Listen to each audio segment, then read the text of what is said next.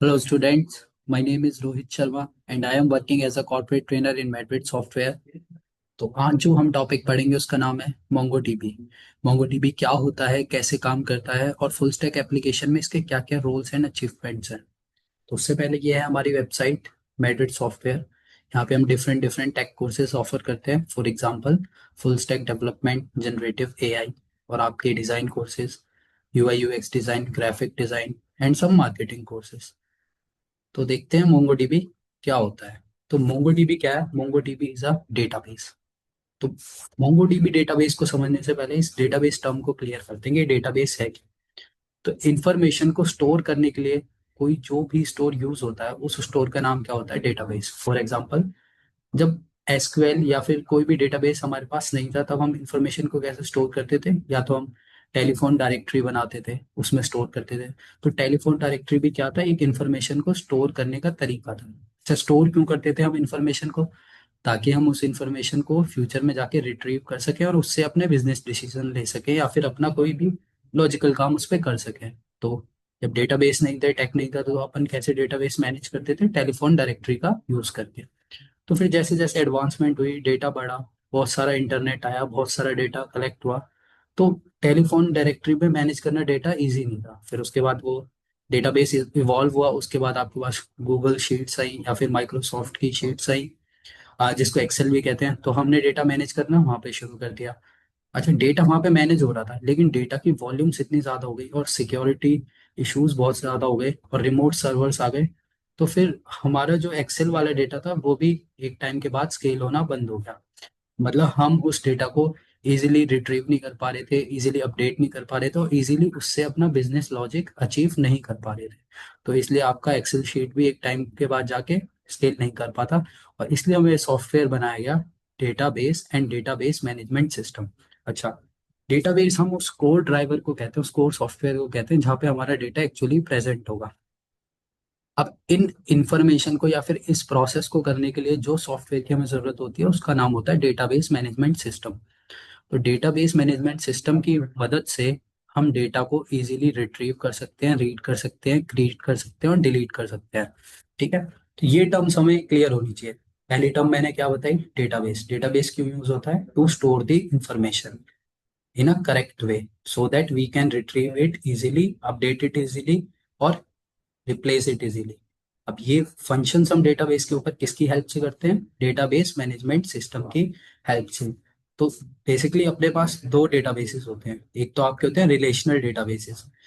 Relational databases में आपके आ गए SQL databases. SQL is very popular, you have heard of it. तो सीक्वल में क्या होता है? डेटा जो होता है रोज एंड कॉलम्स की फॉर्म में स्टोर होता है। और हम जो टॉपिक एक्सप्लोर कर रहे हैं वो है नॉन रिलेशनल डेटाबेसेस। तो यहाँ पे जो डेटा है वो रोज एंड कॉलम्स की फॉर्म में, टेबल में स्टोर नहीं होता। यहाँ पे डेटा कैसे स्टोर होता है? स्कीमास की फॉर्म में, डॉक्यूमेंट और कलेक्शन मॉडल की फॉर्म में। ठीक है, तो मोंगोडीबी कैसा डेटाबेस है? पहली बात तो ये, मोंगोडीबी क्या है? डेटाबेस। डेटाबेस का मतलब क्या होता है? जो इन्फॉर्मेशन को कलेक्ट करता है, स्टोर करता है। तो मोंगोडीबी कैसा डेटाबेस है? Non relational database. तो अब हमसे कोई पूछे कि मोंगोडीबी क्या होता है, तो MongoDB is a non relational database. अब हमें ये पढ़ना है कि हम मोंगोडीबी को क्यों पढ़ रहे हैं। तो मोंगोडीबी को पढ़ने का सबसे मेन रीजन क्या है? इसका आर्किटेक्चर। तो इसका आर्किटेक्चर कैसे काम करता है? तो जैसे मैंने कोई रेस्ट एपीआई लिखी और मैं अपने डेटाबेस से इंटरेक्ट कर रहा हूँ, तो मोंगोडीबी पर लिखी हुई एप्लीकेशन को मैं इजीली हॉरिजॉन्टली स्केल कर सकता हूँ। One of the major benefit of using MongoDB is that we can scale this database easily. मतलब हॉरिजॉन्टली स्केल का मतलब क्या है? देखो, अगर मैं कोई इंफॉर्मेशन डेटाबेस के अंदर रख रहा हूँ तो मैं उसे दो तरीके से स्केल कर सकता हूँ। या तो मैं अपना एक और डेटाबेस लेके आऊँ और वो डेटाबेस कनेक्ट कर दूँ, मतलब दो डेटाबेस, मतलब मैंने स्पेस बढ़ा दिया। अच्छा, हॉरिजॉन्टली स्केल करने का मतलब क्या है? मैं लॉजिकली एपीआईज को और मोंगोस के थ्रू डेटाबेस को ऐसा मैनेज कर रहा हूँ कि मेरे को स्पेस ज्यादा नहीं बढ़ाना पड़ रहा, बट डेटा मेरा बढ़िया से मैनेज हो रहा है। तो मोंगोडीबी को हम हॉरिजॉन्टली आराम से स्केल कर सकते हैं।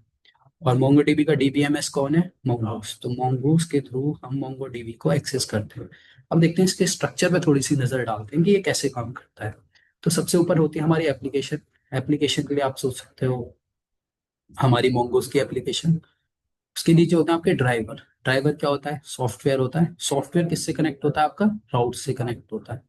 तो अगर कोई डॉक्यूमेंट मैंने इसमें ऐसे रखा है, एक शार्डिंग में रखा है, फिर दूसरा तीसरी शार्डिंग में रखा है, फिर तीसरा इसमें, तो मोंगोडीबी इंटरनली शार्डिंग में डेटा को स्टोर करता है। अब इससे फायदा क्या है कि रीड और राइट के जो ऑपरेशंस होते हैं ना, वो काफी इजीली अचीवेबल होते हैं।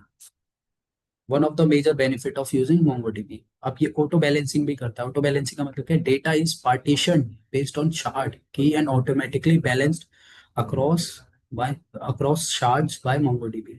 तो डेटा जो है ऑटोमेटिकली बैलेंस हो जाता है, जिसकी वजह से क्या होती है, हमारी रीड और राइट की कैपेसिटी बढ़ जाती है। अच्छा, राउटर्स क्या है? ये हम एक्सप्रेस का यूज करके यहाँ पे राउटर्स लिखते हैं, राउट्स लिखते हैं। राउट्स का मतलब कि अगर मैंने कोई गेट का राउट लिखा है तो मैं वो मेरे डेटाबेस के पास जाएगा और कोई इन्फॉर्मेशन गेट कर देगा। गेट मतलब कि रीड ऑपरेशन के लिए मैंने कोई राउट लिखा है, मान लो आपका अपडेट इन्फॉर्मेशन के लिए मैंने कोई राउट लिखा है, तो वो भी बहुत अच्छे से मोंगूस का यूज करके हम राउट्स को मैनेज कर सकते हैं। तो अगर हमसे कोई पूछे कि हमें कब मोंगोडीबी यूज करना है, तो मोंगोडीबी कब यूज करना है? जब हमारे पास एग्रीगेशन यूज करना हो, परफॉर्मेंस बहुत हाई चाहिए, और अपने को हॉरिजॉन्टल स्केलेबिलिटी चाहिए हो, या फिर लार्ज मीडिया स्टोरेज हो, या फिर ऑटोमेटिक इंडेक्सिंग हमें इम्प्लीमेंट करानी हो with the help of writing indexes, या एप्लीकेशन हमें चाहिए, तो अपन मोंगोडीबी को ऑप्ट कर सकते हैं। अच्छा, रियल वर्ल्ड में देखा जाए तो मोंगोडीबी कहाँ यूज होता है? तो जो भी आपकी चैट एप्लीकेशंस होती हैं, रियल वर्ल्ड डेटा क्या है, जैसे आपका रियल और लाइव डेटा एक कॉन्सेप्ट है। फॉर एग्जांपल मैं चैट कर रहा हूँ या फिर मैं इंस्टा पे जा रहा हूँ, तो इंस्टा पे मैंने लाइक कर दिया, कमेंट कर दिया, तो ये डेटा बहुत फास्ट जनरेट हो रहा है। या फिर कोई आईओटी डिवाइस है, आईओटी डिवाइस से कोई सिग्नल्स आ रहे हैं, तो डेटा फ्रैक्शन ऑफ सेकंड्स में इकट्ठा हो रहा है, बहुत ज्यादा फास्ट डेटा आ रहा है। तो मेरे को फास्ट डेटा सेव भी करना है और डेटा को फास्ट ही रिट्रीव भी करना है। तो ऐसा मेरे पास अगर यूज केस है कि मेरे को डेटा बहुत फास्ट रिट्रीव और अपडेट करना है, तो ऐसे यूज केसेस में हम मोंगोडीबी का यूज करते हैं। या फिर आप कोई चैट एप्लीकेशन बना रहे हो, आप कोई आईओटी डिवाइसेस से रिलेटेड डेटा स्टोर कर रहे हो, तो आप मोंगोडीबी को यूज कर सकते हो। इंफ्रा कॉस्ट थोड़ी कम खर्चनी है और जल्दी से प्रोडक्शन पे कोड को लाइव करना है, तब भी मोंगोडीबी को ऑप्ट कर सकते हैं। अच्छा, सीक्वल को कहाँ ऑप्ट करते हैं? जहाँ हम बैंकिंग सर्वर्स जैसा कुछ बना रहे होते हैं, तो वहाँ पर हम रिलेशनल डेटाबेसिस या फिर सीक्वल डेटाबेसिस का यूज करते हैं। और मोंगोडीबी का कहाँ यूज करते हैं? जहाँ पे हम रियल डेटा से मैनिपुलेट होके कुछ हमें लॉजिक अचीव करना होता है, तो वहां पे अपन मोंगोडीबी को ऑप्ट करते हैं। ठीक है। अब इसमें एडहॉक सपोर्ट क्वेरीज क्या होता है? एडहॉक मतलब होता है कि रीजनिंग बेस्ड क्वेरीज हम इसमें लिख सकते हैं। रीजनिंग मतलब जहाँ पे मैथमेटिकल लॉजिक ठीक ठाक इन्वॉल्व होता है। एग्रीगेशन से क्या होता है? रिट्रीवल फास्ट होता है। हाई परफॉर्मेंस ये होता है क्योंकि बिहाइंड द सीन इसके पीछे B+ ट्रीज चलते हैं, तो इसकी वजह से इसका परफॉर्मेंस बहुत हाई होता है। और हॉरिजॉन्टली स्केल हो सकता है, ये मैंने आपको बता ही दिया। इंडेक्सिंग से क्या होता है? इंडेक्सिंग क्या कॉन्सेप्ट है? इंडेक्सिंग सेम कॉन्सेप्ट है, जैसे कि जैसे बुक्स में किसी चैप्टर को मेरे को इंडेक्स करना है, तो मैं कैसे इंडेक्स करता हूँ? फर्स्ट पेज पे जाता हूँ और उस बुक का पेज नंबर लिख देता हूँ कि 12 chapter is starting on page number 425। तो अब मेरे को पूरी बुक का वो पार्ट खोलना है जहाँ पे 425 लाई कर रहा होगा, तो हम चैप्टर 12 ढूंढने में कितनी आसानी हो गई, क्योंकि मैंने उसका इंडेक्स मेंटेन कर रखा था। तो सेम मोंगो डीबी में होता है। तो इंडेक्सिंग से क्या होता है कि डेटा स्ट्रक्चर होता है इंडेक्सिंग पीछे, बिहाइंड द सीन्स। तो वो इंडेक्स करके एक नया स्ट्रक्चर बना देता है कि इस इंडेक्स पे ये है, तो जिसकी वजह से रिट्रीवल क्या हो जाता है? फास्ट हो जाता है। अच्छा, लार्ज स्टोरेज भी ये ऑफर करता है, तो इसलिए हमें मोंगो डीबी पढ़ना है। That's it. और यही होता है हमारा मोंगो डीबी।